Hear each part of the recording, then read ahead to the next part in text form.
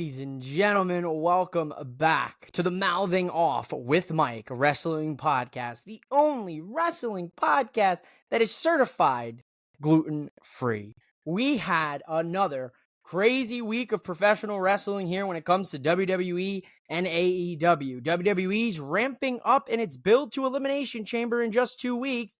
AEW's ramping up its build to AEW Revolution in 3 weeks. And we're still on the road to WrestleMania, so anything can happen. Let's get into this week in professional wrestling, starting with Monday Night Raw, NXT, SmackDown, Dynamite, Rampage, and no Collision this week. Collision will be back next week, thanks to NBA All-Star Weekend. So sit back, relax, and let's talk some graps. Mouthing off with Mike, mouthing off with Mike, mouthing off with Mike. For the first time in, quite honestly, I couldn't even remember if I tried. Monday Night Raw this past Monday did not start with a 10 to 15 minute promo. We started with some 6-man tag action. We got the New Day with main event Jey Uso Yeet taking on the Ring General Gunther, Ludwig Kaiser, and Giovanni Vinci, the Imperium. Look, I'm going to tell you something right now here. Great flow of Monday Night Raw. I thoroughly enjoyed the way we progressed the show. I like the way things were set up this week. Well, like I said, we didn't start the show with a promo, which is something we usually do with Monday Night Raw. It's the staple of Monday Night Raw. It's like, all right, death, taxes, and a 15-minute promo to start Monday Night Raw. That wasn't the case this week. We got right into the action. A great 6-man tag match. Because the New Day and Jey Uso won this week, Jey Uso has himself an Intercontinental Championship match against the longest reigning Intercontinental Heavyweight Champion in WWE history, Gunther. That's going to take place next week on Monday Night Raw. Would have loved to see it on Elimination Chamber. I came to learn that Gunther has to stay in the U.S. for a couple more months before he officially gets, his visa, his residency, how that works for, out of country folks coming into the U.S. So he can't technically leave to go to Australia. So no Intercontinental Championship match at Elimination Chamber in Australia. A little sad. That does not mean that my prediction from a few weeks ago with Jimmy Uso interfering in the Intercontinental Championship match against his brother Jey doesn't in fact set up their match at WrestleMania. I don't know, man. It's tough. You could go one of two ways here. You obviously have the brother versus brother feud that they teased at Royal Rumble. Or you go in that feel-good direction story and you give Jey Uso his first singles title in his almost 15-year career in WWE. It's tough. There's another guy I'd love to see against Gunther at WrestleMania, Sami Zayn, who also doesn't have a road to WrestleMania currently. As for the rest of Monday Night Raw, some solid stuff. I'd like to first discuss that we're continuing Elimination Chamber qualifying matches for the men and the women. So we'll have a women's match tonight and we'll have 2 men's matches tonight as well. But we also got a really great video package from Andrade. I like this WWE refocusing their efforts on making Andrade a main event level talent. You'll see people on social media, oh, he's going to be mid-card for life. I had some doofus reply to me on Twitter about, oh, he's mid-card for life. Whatever, dude. Whether he's mid-card for life, he's lower tier main event, he's main event guy, he's in WWE, he's on Monday Night Raw, he's on TV, he's making money. Oh, and by the way, he gets to be with his wife, Charlotte. I don't see a problem with that. That's just my personal opinion on the matter. I'm not going to sit here and I'm not going to talk about, oh, well, they're this for life and they're that for life. The only thing that's for life is NWO. Forget about it. As for the video package, we reestablish who Andrade is from his lineage, his wrestling family, Lucha Libre. Then we reestablished who he was in WWE, why he left, and why he's back. All in a 90-second, 1-minute, 2-minute video package. We did that. WWE's video packages, like someone on Twitter said, have been stellar. I'm a big fan of them. As for those Elimination Chamber qualifying matches, you heard me say we got 2 of them.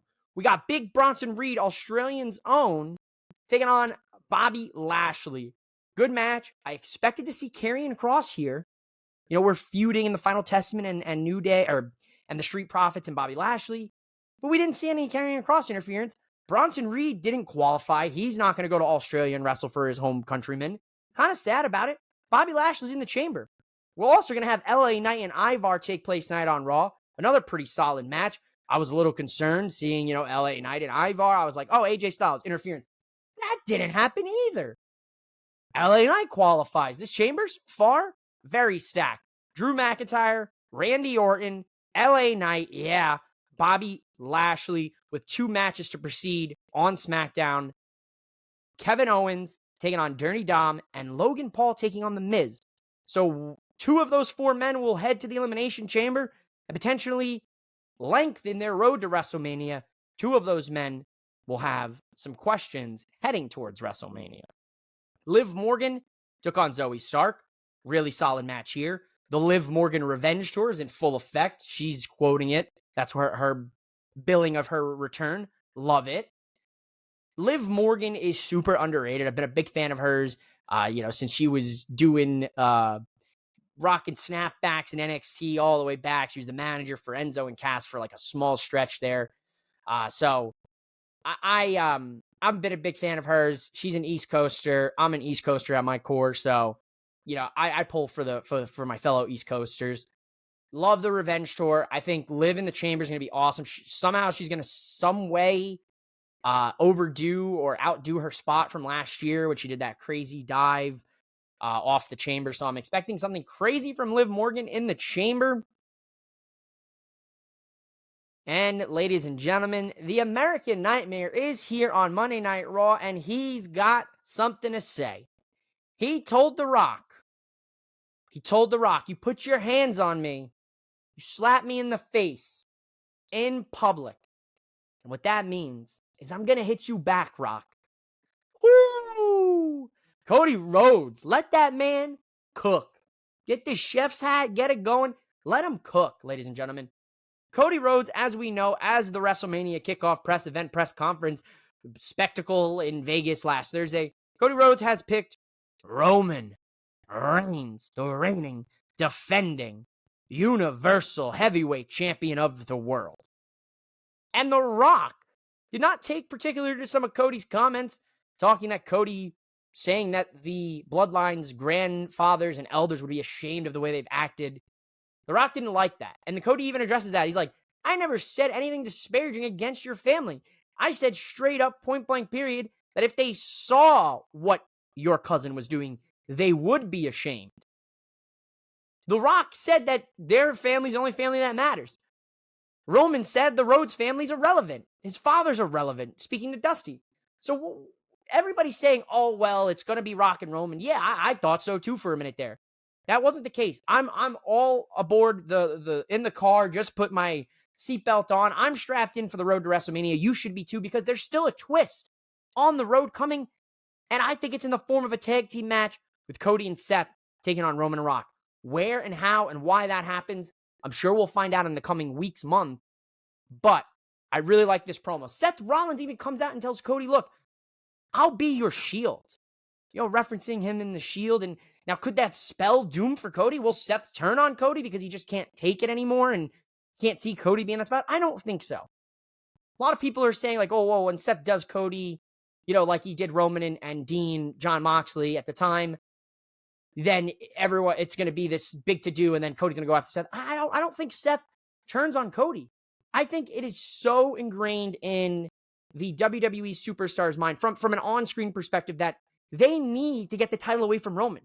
Because if Roman wins again at WrestleMania, then the title disappears for longer. And Seth even said it in his promo. He's like, Cody, you need to finish the story. You need to finish it for me. You need to finish it for your father. You need to finish it for yourself. And you need to finish it for the fans. And most important, you have to do it for the superstars. Because they're the ones that aren't getting opportunities. And that Seth even tries to rebuild himself in that title. That's why his title became a thing, because Roman's never here. So I love Seth being in Cody's corner. I wouldn't be shocked. And this is something that I felt from, I don't know, maybe since last year, since I saw kind of how Cody was saving Sami and KO and LA Knight and Randy, and he's saving anyone affiliated or involved in Bloodline business. I think this is going to work spectacular. I think you'll see maybe Kevin Owens, Sami Zayn, Seth Rollins, maybe a guy like LA Knight, maybe Randy even. He might have a whole fight camp. He might have a whole backup. His family may help him win. And at the end of WrestleMania, it'll be all of the superstars holding Cody up, like very similar to Dusty and MSG. And I know there's a lot of talk of MSG and Cody's going to finish the story in MSG. No, I truthfully feel, my opinion, that Cody is finishing the story at WrestleMania 40.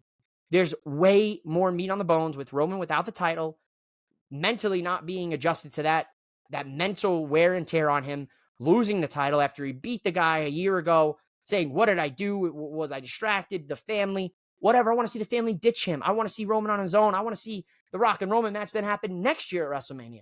Because, hey, what's one more year? I said, Rock's getting older in a previous video with Mike from Drop the Mic, and on my podcast with Jordan, the breaking news, the story gets Rock blocked. But even then, I'll play devil's advocate to that. What's one more year at this point? He's in training camp, The Rock, he said it. So is there a match coming? Probably. Form of a tag team match, maybe see how he goes. The rest of Monday Night Raw, pretty good. Like I said, R-Truth, JD McDonough had a match.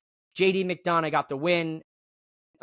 Judgment Day came out, beating up R-Truth. Then Tommaso Ciampa and Johnny Gargano came and saved him on a social media video. Johnny Gargano and Ciampa are backstage, and R-Truth's like, man, thanks, Shawn Michaels and Triple H. I didn't think DX would save me. R-Truth thinks DIY is DX, and then now there's DIX. Don't say it out loud. You'll realize that. So I think R-Truth, one of the best in the game. I love me some R-Truth. I love you, Truth, man. He follows me on Twitter, so much love for that. I if there's any one follow back that I'll take, it's the R-Truth, man. Awesome stuff here. Becky Lynch cuts a very impassioned promo. She even cheers to Rhea Ripley's title reign ending when she wins the Chamber.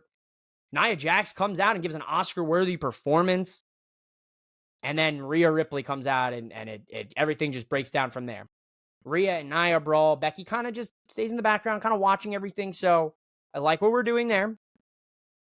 More than likely, Becky's winning the Elimination Chamber. But that Women's Chamber is going to be stacked. So far, we've got Becky, Bayley, Bianca, Liv. We got 2 more spots to get filled. I'm intrigued to see if Tiffany Stratton and Naomi get in the chamber, and then there's going to be a last chance battle royal. Now, we know NXT taping happened this past week after NXT. Shotzi is injured. She will not be participating in the Elimination Chamber qualifying match. She got injured in an NXT Women's Championship match on NXT for next week that they're taping this week against Lyra Valkyria. Thoughts and prayers and a speedy recovery to Shotzi. It's a shame, but the injuries happen. Monday Night Raw's main event was Shinsuke Nakamura taking on Sami Zayn in a fantastic match. If you've never seen Sami Zayn and Shinsuke Nakamura's matches in NXT all those years ago, go back, watch them. This was another masterclass of professional wrestling between these two. A fantastic chemistry. It was a great match up until Drew McIntyre reared his Scottish head, causing Sami to lose via interference, distraction. Shinsuke gets a big win against Sami. Drew and Sami are far from finished. The Elimination Chamber is going to be interesting. Sami, as of the moment, doesn't have a road to WrestleMania, and they're playing that up heavily with promos and talking with him. So I have a feeling Sami is going to get that ultimate underdog story. As for Monday Night Raw, I liked it. It was a good show. We'll talk a little bit more about NXT and SmackDown and who out of those 3 were the best show on the WWE side. As for Raw opening with the 6-man tag, other than a promo, I liked it. I was a big fan of it. Went a little overboard here when I talked about Monday Night Raw. Sorry, not sorry. There was a lot to talk about, lots to digest. As for NXT, we're going to open up NXT this week with Operation Sneak Attack. Von Wagner and Robert Stone, for the first time in a very long time, Robert Stone's wrestling in a tag match against Oro Mensah and Noam Dar. Now, unfortunately, they lost this match, but they looked great. I love Robert Stone. I love the whole story with him and Von Wagner. A year and a half ago, if you would have told me Shawn Michaels would have had babyface sympathy for Von Wagner, and I would have been invested in his story, his life, his upbringing, himself as a character, I would have called you crazy. But Shawn Michaels did it. And Von Wagner, honestly, is becoming a favorite of mine to watch on NXT every Tuesday. I implore you, if you're sleeping on NXT, I'll say it every week. Don't sleep on NXT. It is really good wrestling, and it's really great to watch because you're getting to see the next generation of superstars live and in living color and action weekly, and you get to see them improve.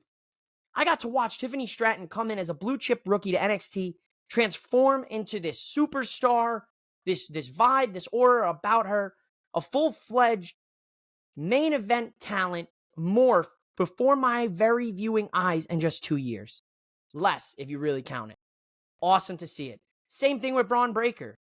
They're in action, Braun Breaker and Corbin, the Wolf Dogs, against the family, the Don, Tony D'Angelo, the Underboss, Stax, Lorenzo, the Riz. Adriana Rizzo had a match against Jada Parker here tonight on NXT. Unfortunately, she was not successful in getting the win. Jada Parker got the win. Jada Parker's already went viral. One of those Twitter meme pages got her entrance when she's walking in. Look, she is dynamite. So no surprise that the meme pages saw her and were like, yes, let's get her out there and promote her. Shawn Michaels, man, he is something when it comes to this recruitment and the recruiting of women's wrestlers. I don't know how he does it, guys. 2-3 women's wrestlers get called up to the main roster, and then there's like 6 new ones right here in NXT ready to go. They're on level up where they're like one step away from NXT. It's insane to think about, guys. It's absolutely insane. Tatum Paxley and Lola Vice have a match. Lola Vice submits Tatum Paxley. Lyra Valkyria actually came out to help her friend. Gallus lost to Ridge Holland in like a gauntlet almost match where if Ridge beat a member of Gallus, he went on to the next one. They ended up beating him down. They ended up getting disqualified. So technically Ridge got his wish in what he wanted. He wanted all of them. They beat him down after the match. Nothing crazy about it. Izzy Dame and Kiana James. Kiana James was in action with Izzy Dame in her corner against Brynlee Reese. Brynlee Reese did not get the win. She's Mrs. Positivity. Very Simon Dean system. It's a deep cut for you. If you don't know about it, take a look. Go in the records. Aura about her, but I really like her character. It's very similar to like the original Thea Hale, but also more of like a personal trainer positivity, psychiatrist, therapist, like positive type vibe. I'm really a big fan of it. I like it. Carmelo Hayes took on Joe Gacy in a really solid match. Joe Gacy, when he comes out and he makes his entrance now, they turn the camera upside down. So as you're watching this, I'm going to do that to you guys. So if you're listening and you don't get to see it, sorry, go check it out on YouTube. MOWM_wrestling podcast. So they turn his camera upside down and he makes his entrance and he has a cool entrance. Gacy and Mello had a really solid match. Mello ends up getting the win and he says to the camera, "I'm coming for you, Ilya." So I predicted this some way, somehow, probably at NXT Roadblock in March. Ilya will probably drop the title to Mello. Mello then will take on Trick at Sin and deliver Philly when Trick makes his triumphant return after the match and beats down Mello. I already see that happening. The main event, ladies and gentlemen, the Wolf Dogs are the new NXT Tag Team Champions. Sad Italian noises. Your resident Italian-American podcaster here was a little sad. I'm a little sad. The family lost the tag titles. I'm sure something big is headed for them. They might be getting called up soon because I wouldn't mind seeing the family on SmackDown running the mafioso, that whole story with the mob boss and the family. I wouldn't mind seeing that ran on SmackDown. I also wouldn't mind seeing it on Raw. Either way, if they do get called to the main roster, here's fingers crossed that they are executed properly in the same way they have been at NXT.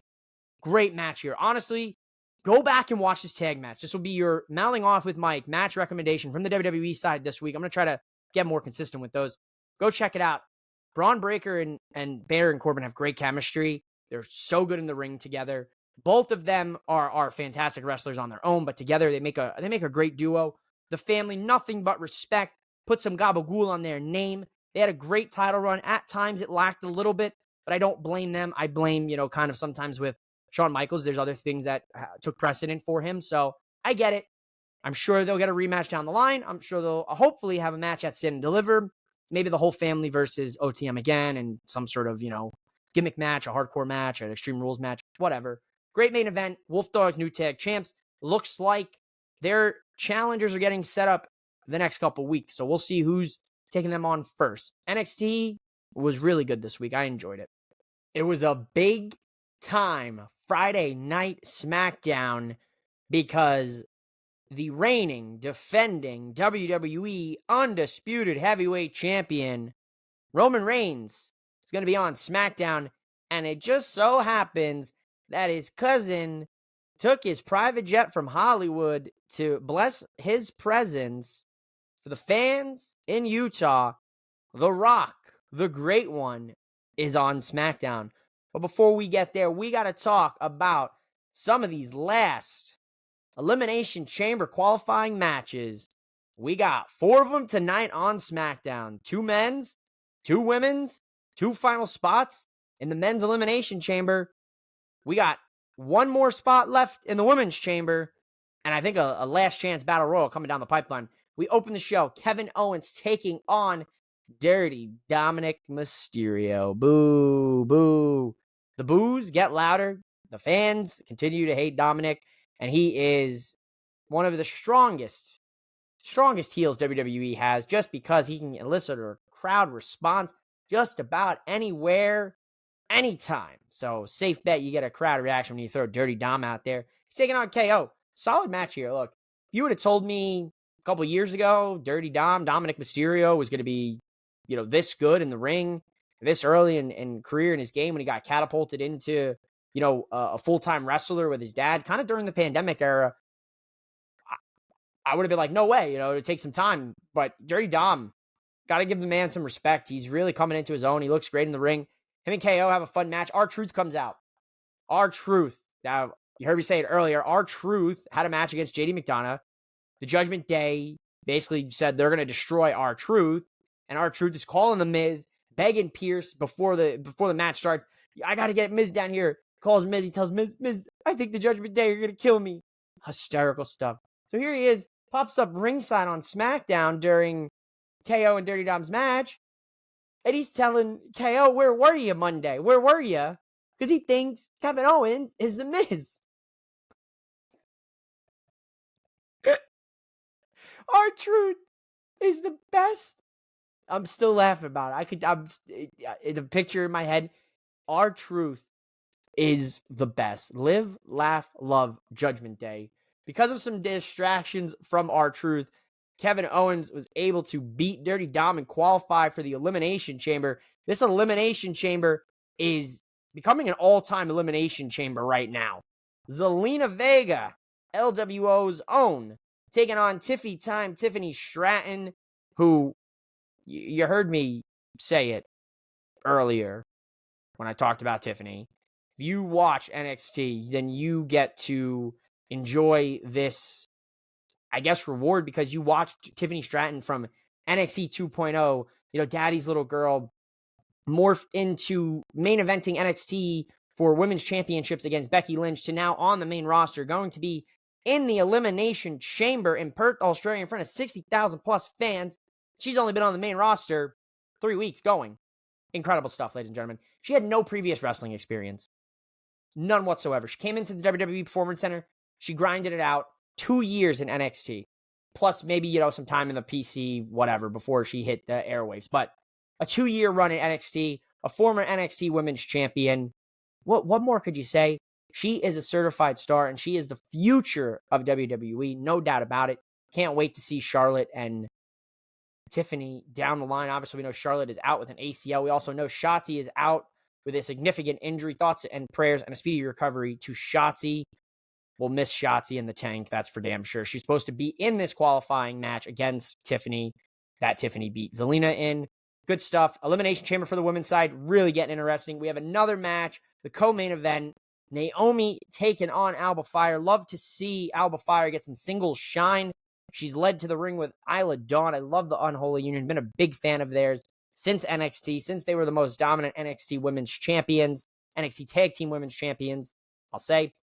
Good match here. Naomi has a new entrance, a new presentation, similar with the EDM rave vibe, but new song. It hits. They spell out her name before she comes, when she makes her entrance. It's really fun. I like it. I'm a big fan of it.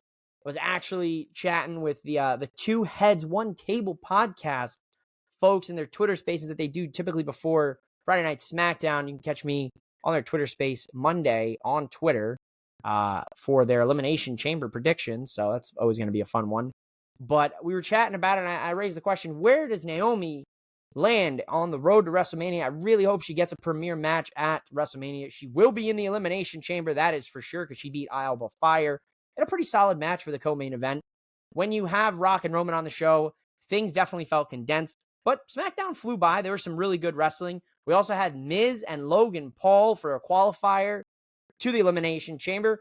Fantastic match. The Miz really broke in Logan Paul when Logan kind of made his wrestling debut as at WrestleMania 38, his tag team partner against the Mysterios. And I really like the chemistry that Miz and Logan Paul has. At one point, Logan and Miz kind of got a little clunky in the match, and Miz hit him with a look, slow down, take the pinfall, and they talked it through, and you can kind of see that play out. That's that veteran prowess from the Miz. And if you discredit the Miz at this point in his career, then shame on you, because Miz is one of the best sports entertainers you're ever going to get in WWE, in professional wrestling. He's damn talented, and he delivers night in and night out. Great match with him and Logan Paul here tonight. Logan Paul, thanks to some chaos, thanks to some brass knucks, thanks to some distractions, he gets the win against The Miz. He's headed to the Elimination Chamber. Ladies and gentlemen, this Elimination Chamber is going to be monumental, because I'm going to tell you right now, you got Kevin Owens, LA Knight, Drew McIntyre, the Viper, Randy Orton, the almighty Bobby Lashley, and the Maverick, Logan Paul. 6 of the premier stars of today's WWE, and 1 for the future in Logan Paul.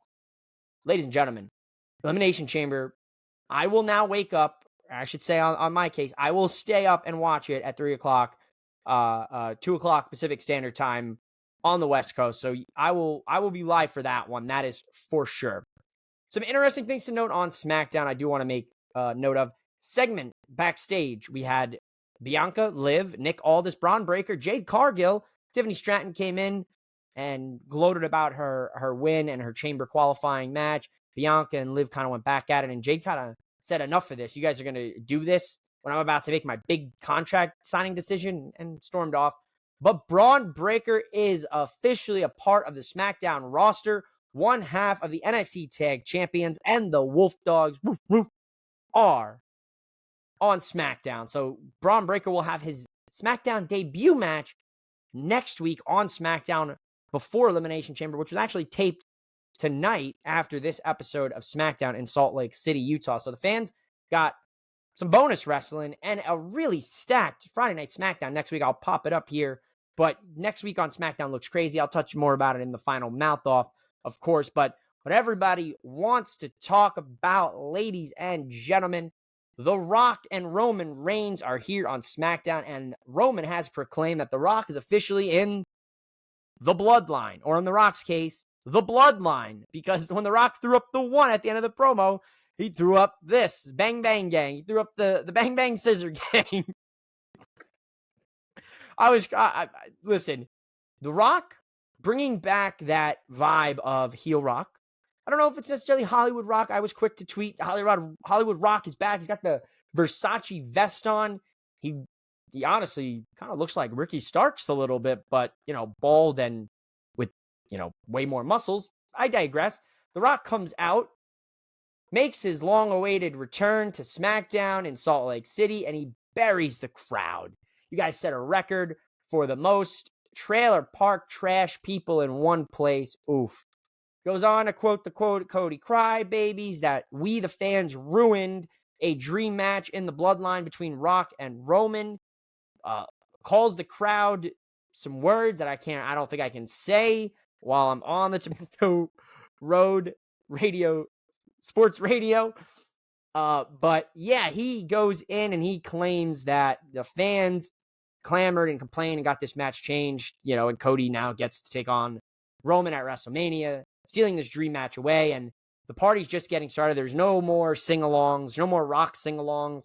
We're getting, I guess, corporate Rock, 1998 vibes, if we want to date it something. I'm intrigued to see how this plays out.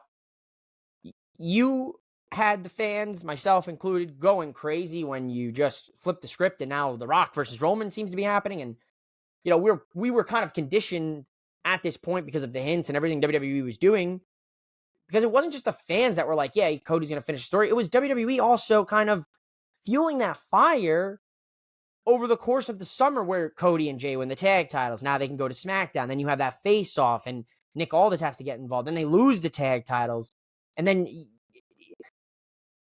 if that was the case all along and they were going to do Rock Roman, then you should have just thrown The Rock in the Royal Rumble.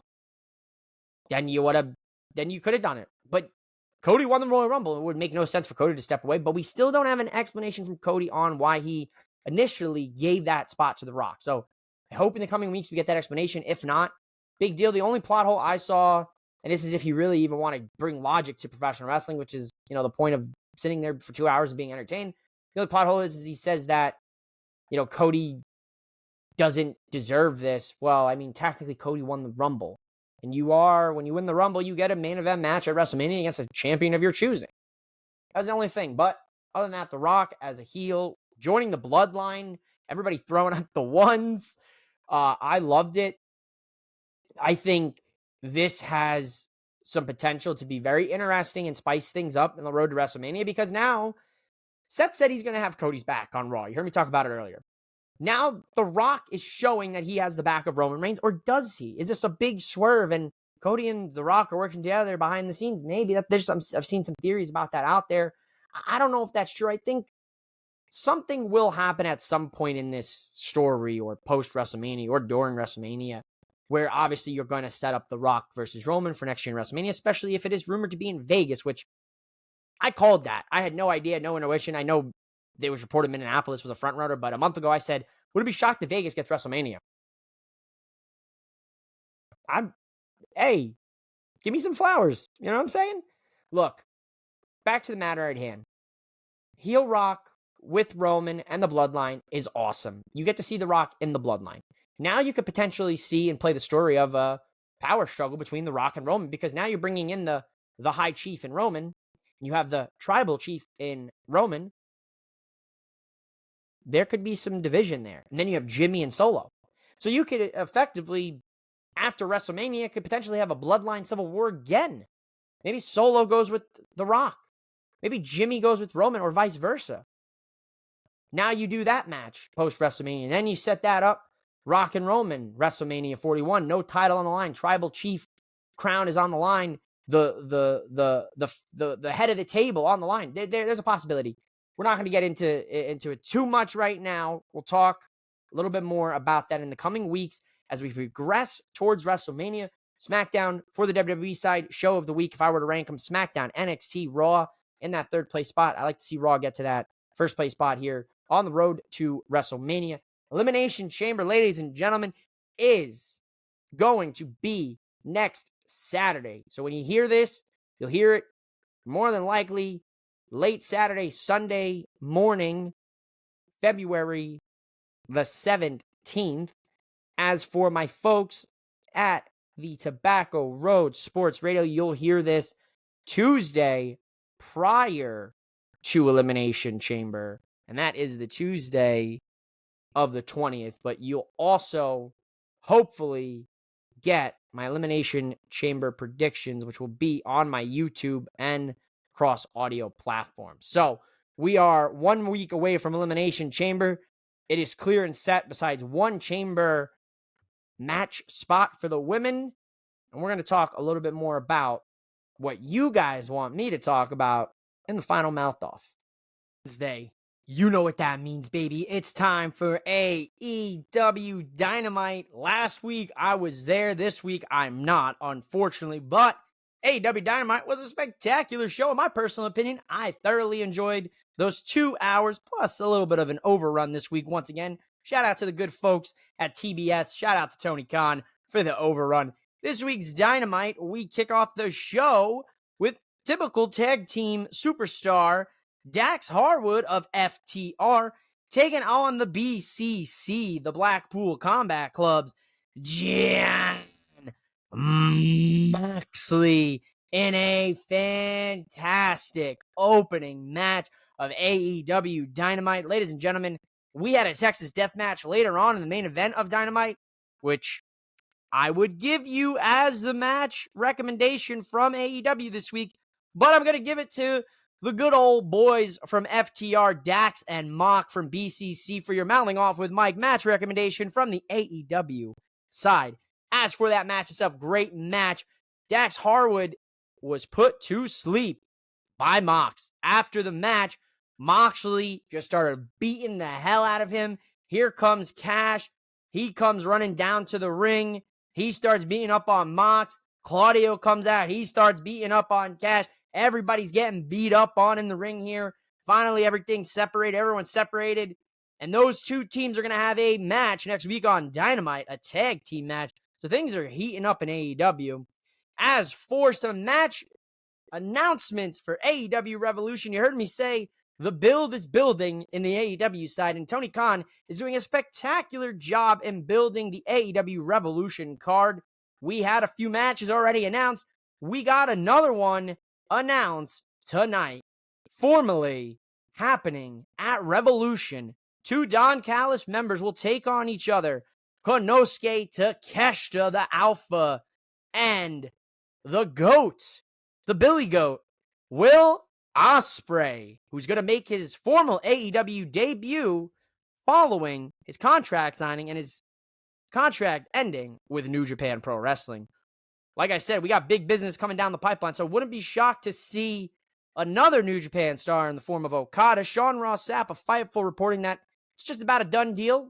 We'll wait and see till he makes his debut, but I like it. Okada in WWE tickled me a little bit more because it's a never say never moment. Would have loved to see a WrestleMania entrance for Okada. Sure, it could still happen in the future, but there's some matches I would have liked to see very, very much with WWE.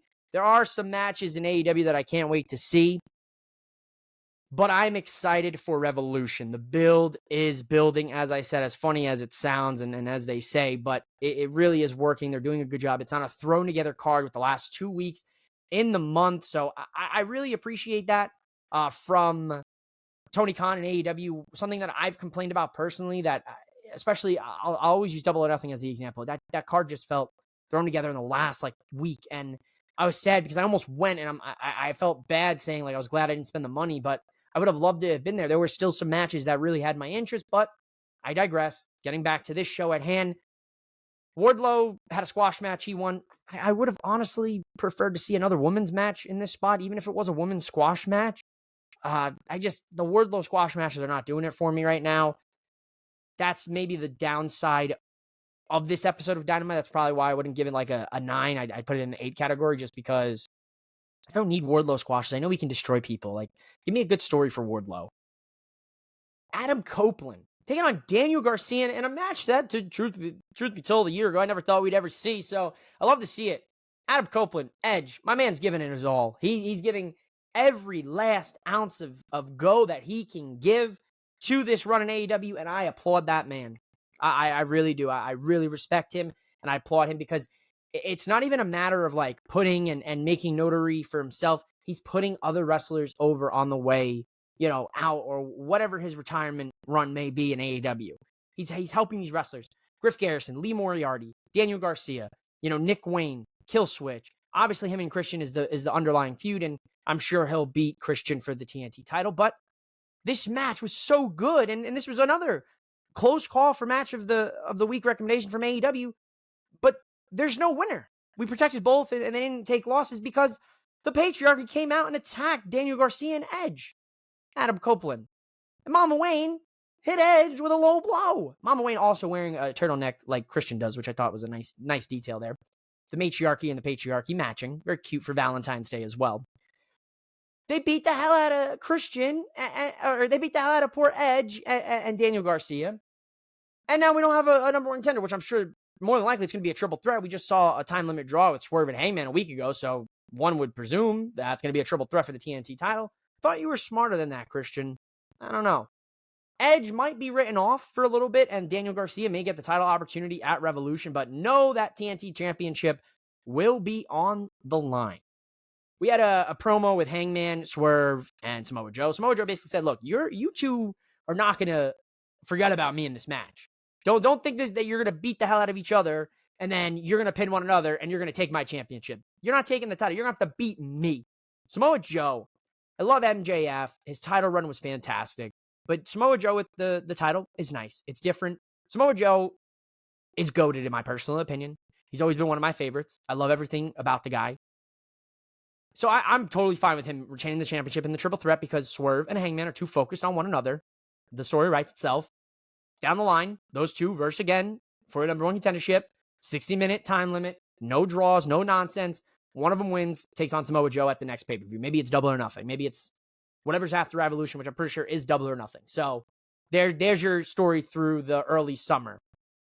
As for your EVPs, ladies and gentlemen, they're still wearing the bloody suits from last week when they attacked Sting and Darby. They're taking on Top Flight. They cheated to win, and they proclaim that they are the number one contenders now. That makes sense. Young Bucks, Sting and Darby, retirement match, Revolution, sign me the hell up. I have no problems with this. People were like, the Young Bucks, complain, go talk to the wall, please.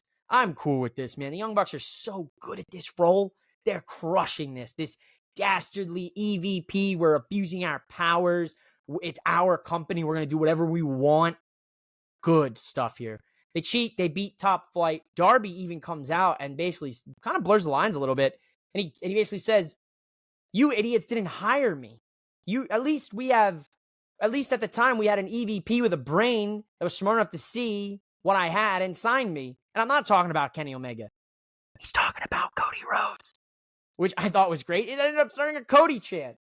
So you tell me who's finishing what story at WrestleMania. Nevertheless, I love it. Darby and Sting versus the EVP, the evil Bucks, Nicholas and Matthew. Please, this is great, dude. You got Timeless Tony debuting her new movie, Wet Ink, and it's just all these different facial reactions while she's getting a tattoo cover-up.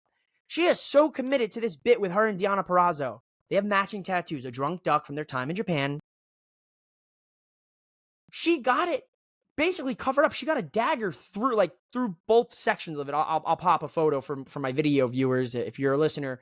Basically, they have the drunk duck tattoo. If you saw it on AEW a week or two ago, they highlighted that both of them have matching tattoos. Deonna showed it during a sit-down interview, and Tony has the same tattoo. Deonna's trying to reawaken the pro wrestler in Toni Storm, not the actress out of work, distressed Marilyn Monroe gimmick that she's got going on. She's trying to awaken that killer instinct in Toni, which I like. It's a subtle story, but she's so committed to the bit. And truthfully, from what it looked like, that was a legit tattoo. Now I could be getting worked here, and they fooled me, but it looked like she legit got a cover up. But she didn't cover the tattoo itself, so obviously they still match. She got the dagger around it, which I love. Adding that little bit of detail, it was hysterical. She's squeezing an orange in the chair. Guys, go back and watch this. I'll pop some clips, or not clips. I don't want to get copyrighted. I'll pop some photos so you guys can check it out. But very entertaining. We're at the main event, ladies and gentlemen. It's time, in the words of Mark Henry, for your Texas death match, which is going to see Orange Cassidy take on the Kingdoms and Ring of Honor World Tag Team Champ Matt Taven. These two had a fantastic main event here on Dynamite. I love this. Taven jumped through off the ring, over the ropes, and through a table that was situated on the announce desk. The guy flew. He went head first. It was insane. Orange Cassidy's dripping blood. We've got thumbtacks in heart-shaped boxes from Chuck Taylor, who the Kingdom took out of action. That's why we have this match. Orange Cassidy requested it against any member of the Undisputed Kingdom. Get his anger and his aggression out. Loved it. Great death match. Orange Cassidy, a guy that people didn't like, 4 years ago at the inception of AEW. Oh, it's stupid. He puts his pockets in he puts his hands in his pockets and he does this stupid style of wrestling. I didn't get it at first, but I didn't hate on it like some people did. And then I got it, and I was like, this guy's a genius. And he's super entertaining. Fans love him. You see people dressed up like him all the time when you go to AEW shows. I'm a big fan of him. His international championship runs have been awesome. He's a hard-working wrestler, and that's what you want. Whether you think, oh, his style's lazy, he goes out there and he performs, and he's entertaining as hell. OC, you got my respect over the last couple of years. Not like it really matters, but great main event. Orange Cassidy gets the win with the orange punch with the chain wrapped around the fist. He even had Trent Beretta come down with the box of flowers. He pulls out the pipe. Everything broke down. It was a really fun main event for Dynamite. Dynamite, AEW's cooking on the road to Revolution. The build is building, as I'll make that joke in nauseum. And we got to talk about Rampage. When we look at AEW this week, you heard me say it earlier in the show, there is no Collision on Saturday night. So Saturday night this week is all right. Is not all right for fighting, but I guess it's okay for the NBA All-Star Game. Friday night, Rampage on the AEW side was not at 10 o'clock Eastern time following SmackDown this week. It was actually on at 7 o'clock Eastern time. So if you already missed it, I'm sure you can catch the replay on the apps on TNT. But Rampage, okay show, headlined, starting off with Jeff Hardy taking on Sammy Guevara. And unfortunately, Jeff Hardy got his nose broken in this match. Really gnarly stuff. Looked pretty bad. Sammy Guevara picked up the win. They were able to get to the finish of the match pretty quickly. Sammy hit him with the go to hell. 1, 2, 3. It's over. After the match, Matt and Jeff were flipping him off. And, you know, they're obviously selling what just happened. We know Sammy has a history with the Hardys. He actually broke Matt Hardy's nose a few years ago. Obviously, accidents happen in professional wrestling. I'm not blaming the guy at all. So things happen. Things just don't go the way they're planned, and accidents happen. And that's what you sign up when you're a wrestler. You know the hazard. So it is what it is. Speedy recovery to the legend Jeff Hardy. You know, here at Mouthing Off with Mike, we love the Hardys. As for the rest of Rampage, we got Queen Aminata taking on Anna Jay in a really solid match. If you've been keeping up for a couple weeks here on the show, I've been wondering and asking, when is Queen Aminata going to be All Elite? Well, we don't have to wait any longer. Ladies and gentlemen, Tony Khan dropped the graphic during Rampage. Queen is All Elite and much deserved. She is slowly but surely becoming a really great wrestler and also a fan favorite and a fan of yours truly here. I'm a really big fan of hers. I think Skye is the limit for her. Another awesome addition to the AEW women's roster. Talk a little bit more about the women's rosters for AEW and WWE, particularly SmackDown, in the final mouth off with some stuff from some of you on social media. Rest of Rampage, we did hear from Timeless Tony Storm and Mox and Claudio, hyping up some matches, hyping up what's going on with CMLL, hyping up everything going on with Deonna Purrazzo. Interesting to note, there was kind of a tease at Tony turning on Mariah May, so you got to keep an eye on that one. We also had 2 massive tag team matches. We had Dustin Rhodes and the Von Erichs in action.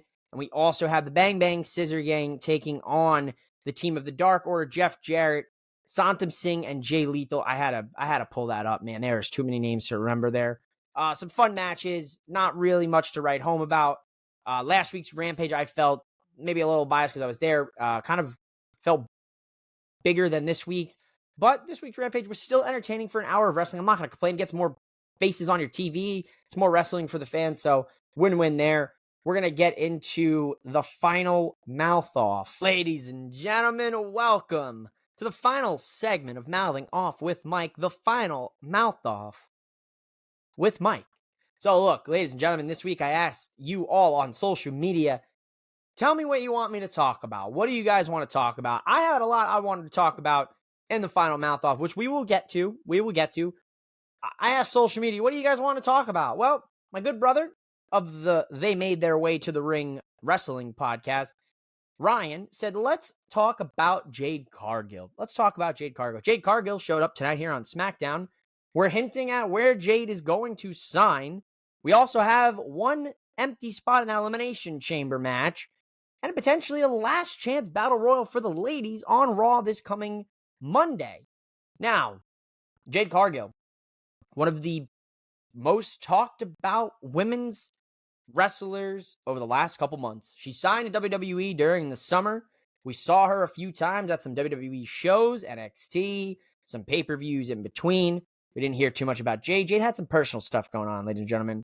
She had a death in the family, so we didn't see Jade too much. She was also training, getting comfortable with that WWE style. So she had some stuff she had to take care of, and respect. Now Jade is back in the mix over the last couple weeks, and we're hinting where Jade Cargill's going to sign. Well, Doesn't look like she's signing on SmackDown here this past Friday.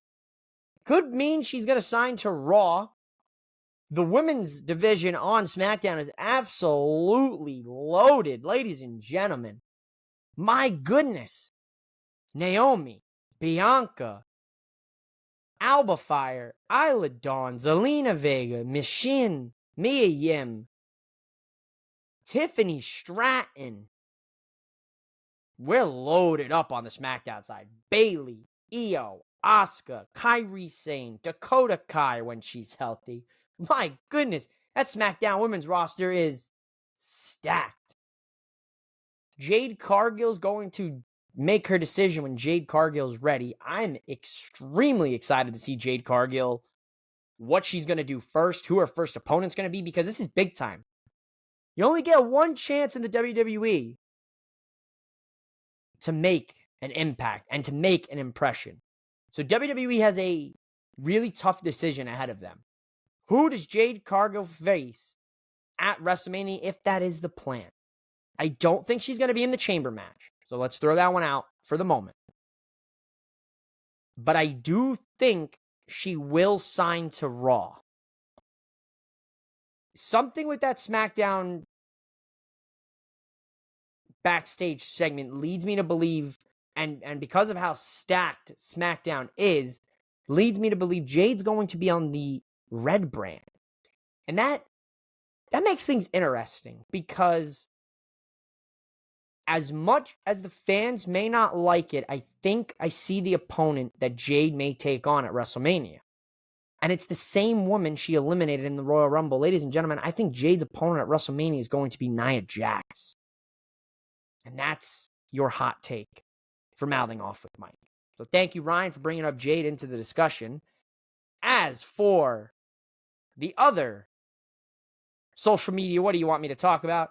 We've got a new good brother, Marcus, from the Four Sides of the Ring podcast. So make sure you go check out their podcast. I'll put their information right here on the video. And if you're listening to this in the audio side, there will be a link to their YouTube channel in the description of the audio, so you guys can check them out.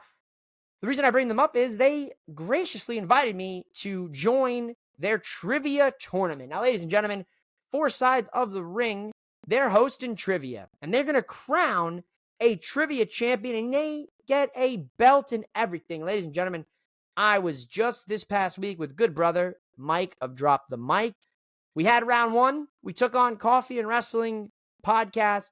Some great, great people as well. Check out Coffee and Wrestling podcast. They have a great original concept. They are a married couple. They make coffee and they talk wrestling. Two of my favorite things, coffee and wrestling. So awesome getting to work with them, getting to work with Four Sides of the Ring. Round two is coming up, ladies and gentlemen. So make sure you stay tuned to their socials and their YouTube, because we've got a round two matchup against Wrestling in the Middle. Myself and Mike, we got an uphill battle, so we got to take home the crown. And then you and everybody else can acknowledge the one true trivia champion, baby. That's mouthing off with Mike. And drop the mic. As for the rest of the final mouth off, ladies and gentlemen, the SmackDown Women's Division is stacked. You heard me say it. That is crazy. Next week, SmackDown pre-tape. We're heading to Australia, so how can you do SmackDown? We got Braun Breaker's debut. We got the AOP taking on the Street Profits. We've got chaos on top of chaos and more chaos. Tyler Bate and Pete Dunne. Love that I get to say Pete Dunne now. Are going to take on JD McDonough and Dirty Dom. And LA Knight, yeah. It's going to take on Drew McIntyre after the two shared words tonight here on Friday Night SmackDown. So I'm all in for it, ladies and gentlemen. Elimination Chamber looks good. I'm intrigued to see who fills that Women's Chamber match spot. So let me know who you think it is. Hit me up on social media at MOWM_podcast. Make sure you subscribe. Ring that bell, ladies and gentlemen. That's it. This week in wrestling, what a week. You got Heel Rock back. You got Cody asking and getting help from Seth. You got The Rock joining the Bloodline. You got the build. The Revolution is building. What more could you want? From your host here, Mouthing Off with Mike, I'm out of here. Go out there and enjoy wrestling. Stay tuned for my Elimination Chamber predictions coming at you this coming week before Elimination Chamber. Thanks for listening. Thanks for watching. Go out there and enjoy wrestling. Mouthing Off with